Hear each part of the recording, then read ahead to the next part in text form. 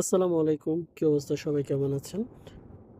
এই দেখেন আমাদের বিড়ালটা মানে কি অসুস্থ হয়ে গেছে হঠাৎ করে, মানে পরশু দিনও ভালো ছিল। তো 2 দিন ধরে আমি দেখতেছি না, আমি ভাবছি যে আমাদের ওই অন্য বাসায় ওইখানে যায় মাঝে মাঝে, ওইখানে গেছে ওর মার সাথে।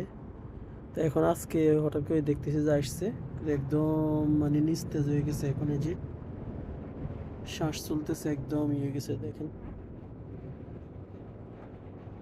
কি কেউ ফাড়া দিছে না কি কইতে পারি না। মানে আমি ভাবছি যে মানে এমনি আমি আরো কালকে চিকেন নিয়ে আসছি এটার জন্য, মানে খাওয়ানোর জন্য। এখন দেখুন মনে হয় না বাঁচবো। চোখ শ্বাস চলতেছে একটু একটু। উফ, আসলে এরকম পোষা প্রাণীগুলো মারা গেলে অনেক খারাপ লাগে। আমার বাড়িতে থাকলে আমার একটা মিনি ছিল, ওই রকম মারা গেছিল।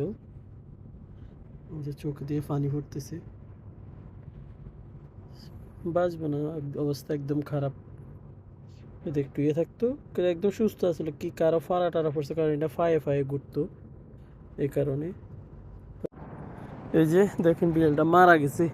ওই সময় দেখাইছিলাম যে এখন বসিয়ে রয়েছে, বসিয়ে করে তুমি ফালা দিয়ে আসে, কারণ এখানে কবর দিবার মতো কোনো জায়গা নেই। বলছিলাম মারা যাবে একটু বলে। আরে এর মা কোনো শোক চিন্তা নেই, মানুষ হলে তখন হাজারি করতে করতে শাসি যেত। যাই হোক, আমার বিড়ালের বাচ্চাটার জন্য সবাই দোয়া করবেন।